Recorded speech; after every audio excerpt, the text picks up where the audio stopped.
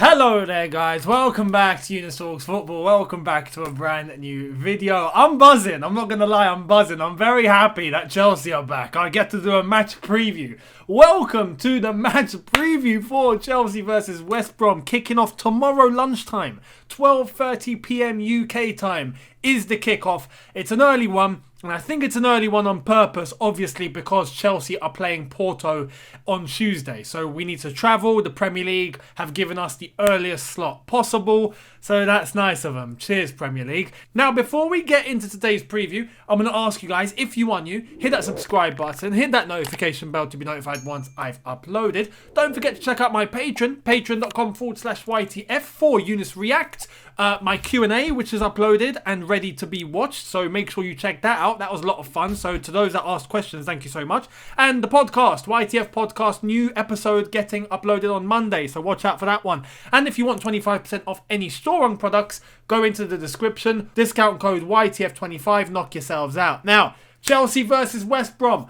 Oh my goodness, Premier League football is back, finally. And it's come with some pros and it's come with some cons. It's come with some pros because we get our Chelsea back. We get to watch club football again. We get to do these sort of videos. We get to get back into the routine, which is nice. And now, you know, it's about to get serious. It's about to get very serious. The Premier League, Champions League, FA Cup semi-final, Man City. I mean, the whole lot. It's mental. But it's come with a couple of cons. Kante's injured and he's out. And guess what? Miz, on the other side of the coin, told me and Matisse on the podcast. We spoke about N'Golo Kante. So again, another reason why to check out the YTF podcast. You get some valuable information. Miz told us he reckons Kante's going to be out for 4 matches. And me and Matisse looked at him and went, no, surely not. No. And he went, yeah, absolutely, he will be. You watch. He said, you watch. And he said, if Kante plays against Porto, then he's going to buy me and Matisse a replica Chelsea shirt.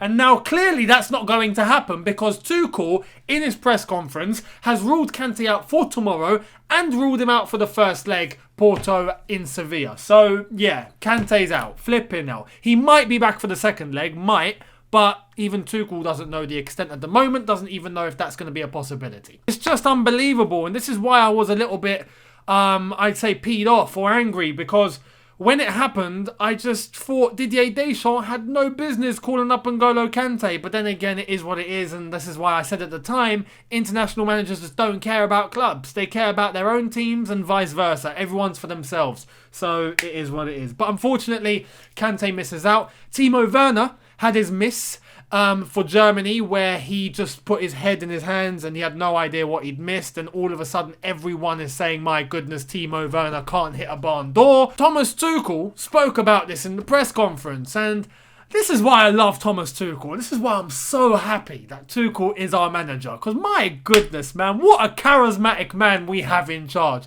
I have not seen this much charisma since 2004 Mourinho. I really haven't, honestly. And I mean when I say that. I'm not trying to, make Thomas Tuchel look like the best thing since sliced bread.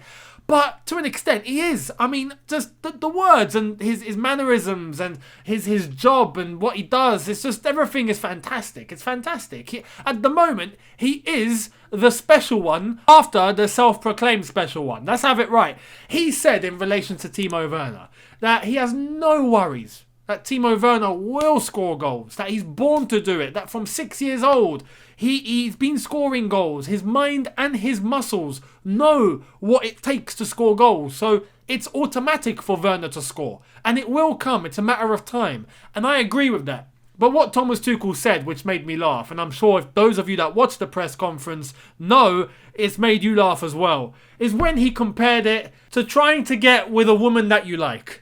If you try too hard, it doesn't work. But sometimes if you back off, you allow the space, maybe she'll call you, And so it's nice. It's nice to hear dating advice from Thomas Tuchel, Football coach, charismatic man, dating advice. I mean, he's got the whole package, this guy. But he's right. He's absolutely spot on when he says in relation to Timo Werner, just give it time. Give it time. Now, I'm not going to lie.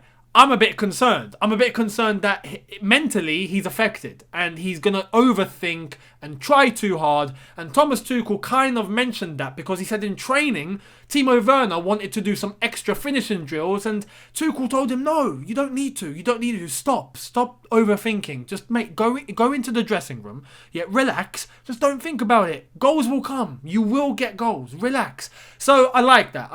And it's the perfect cure. And I think we can all see it. I just hope that tomorrow he scores because that will honestly put everything to bed. If he scores, that will be fantastic. And Tuchel gave us confirmation that he will be starting tomorrow's game. So let's get into the lineup. Before we do, in relation to West Brom, I do want to give you a little bit of team news there. Conor Gallagher cannot play because he is on loan from us. So he's ineligible to play against us. So that's a big loss for West Brom. And Ivanovic, I want to see Ivanovic. I don't think he'll play. He's not been in the squad, let alone called up for quite a lot of games recently. I want to see him. I want to see Ivanovic, man.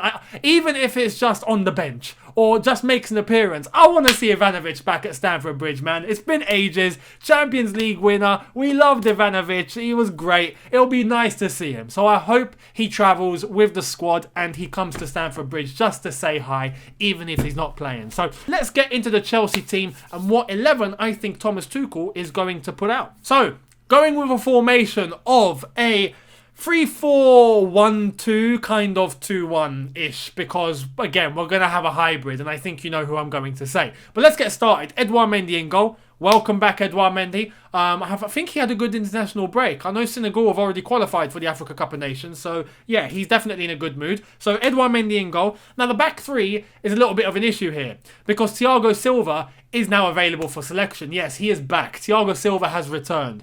So what do we do?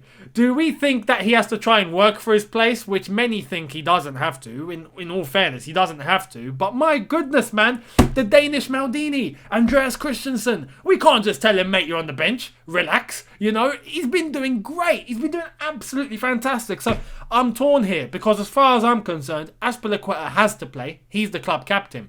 Rudiger has to play. He's been solid, especially as a left centre-back.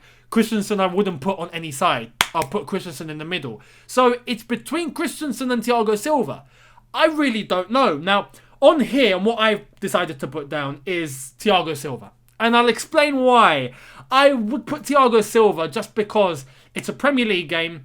It's against West Brom. Not exactly the hardest game in the world, albeit West Brom are fighting for relegation, so they're not mugs. Don't take them lightly. They will be coming to win. And Sam Allardyce has a thing about getting results at Stamford Bridge against Chelsea. I don't know what it is, but I would put Silva just for him to get a run out and to see what level he's at. And then the Porto game after that, we can see what we're going to do. At least we'll know exactly how Thiago Silva is in terms of match fitness and him playing. And we already know what Christensen's about. So we can make our best and most informed decision for Porto on Tuesday by starting Thiago Silva in this game. So I'd put Thiago Silva, Azpilicueta and Rudiger as our back three. Left wing back, I'll put Alonso. And I'll put Alonso because Chilwell got absolutely drilled for England. Let's have it right. He's played literally every single minute, if I'm not mistaken, for England. He played against San Marino, played against Albania, played against Poland. So to just fling him in to this game where we don't need to defend as much, I think it's going to be a very one-sided match, albeit West Brom will be looking to score. Don't get it wrong. They will be looking to win. They have to. If not, they're going to get relegated. I think the circumstances suit having Alonso on the pitch where we know we don't have to heavily defend. Alonso is someone that can contribute very well when going forward, when creating chances, or even when scoring goals. So for me, Alonso as left wing back, and then for the Porto game, I would consider having Chilwell to start that one. Or Alonso, again, we'll have a balanced, informed decision as to who we're going to play. Alonso for me tomorrow, though, against West Brom. Right wing back, I would normally go with Hudson-Odoi here, but I don't know the extent of his shoulder problem. I don't know if he's ready, and I don't think he is, because as of 2 days ago, he still had a shoulder problem. So I'll be very surprised if he's going to play 90 minutes tomorrow against West Brom. That's why I'm going with Reece James. Reece James, very similarly, played a lot of minutes for England in the 3 games that England had. So I hesitate there because I think he should play against Porto. But again, it's all down to Hudson-Odoi. I would choose Hudson-Odoi, but if he's injured, then Reece James has to play right wing back. Now, the two centre mids in the double pivot, N'Golo Kante's out, so we're left with two options, and thank goodness Jorginho is available for this one. He picked up a knock on international duty. He didn't feature for Italy, so that was kind of a good thing.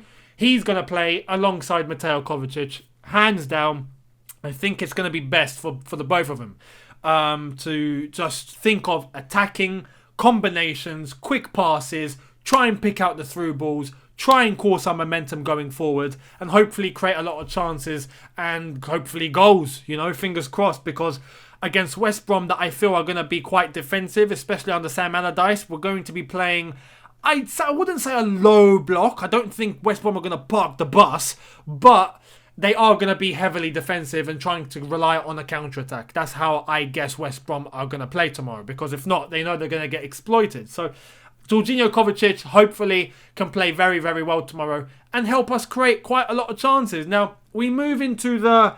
How am I going to do this? Okay, I'll put the one number 10 that I think should just be that number 10. And I'm going to put Pulisic. I am not going to play Mason Mount tomorrow. And I'll explain. He got injured on international duty. Yeah, very minor injury, very minor. But he started training with the medical department instead of his teammates, out on the training pitch. He was with the medical department for a substantial amount of time on international duty. Southgate still played him against Poland. He played him against San Marino, played him against Albania, played him against Poland, and in between that had a little worry as to whether he's injured or not. To just throw him into a West Brom game and then on Tuesday having to play against Porto, because he's definitely playing that one. I'm not playing him tomorrow. If it was me, I'm just resting him. Mate, relax a little bit. Just relax. One game and then Porto, you come out all guns blazing. So for me, Christian Pulisic needs to play on this one. I hesitate between Pulisic and Ziyech, but because of the sides that they both like to play on, and the fact that personally, alongside Pulisic and a little bit forward, tucked in behind the striker, I would go with Kai Havertz. And this is why I'm not picking Ziyech, because on the left-hand side of those number 10s, Ziyech can't really play there. He's a left-footed, right-sided player, not a left-sided player. Pulisic is. So for me, Pulisic's there. Havertz just in front of him as the second striker. The hybrid between the number 10 and the number 9. That is where I think Havertz is at his strongest. So for me, Kai Havertz plays. And then up front, we've heard it from Thomas Tuchel himself.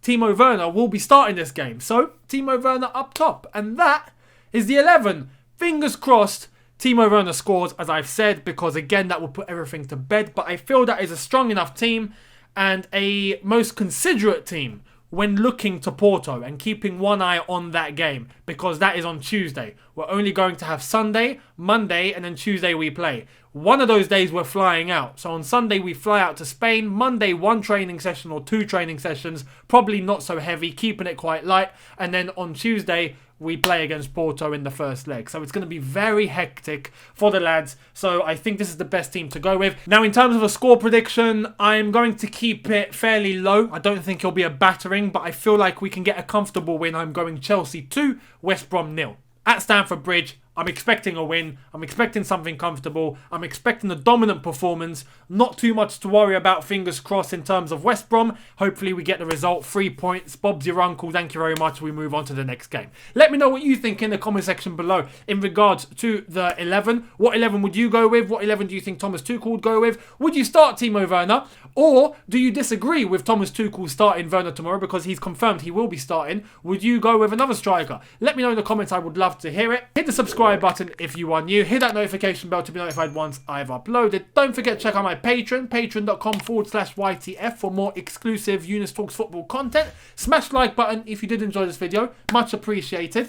And I will see all of you tomorrow for the watch along. We're back with watch alongs finally, and then immediately after the watch along I'll give you my match review for Chelsea versus West Brom, where hopefully we're all very happy. We've picked up 3 points and top 4 is looking closer and closer. Fingers crossed. Anyway, I'll see all of you tomorrow on the watch along. Thank you all so much for watching. Have a good one. Look after yourselves. Take care and peace.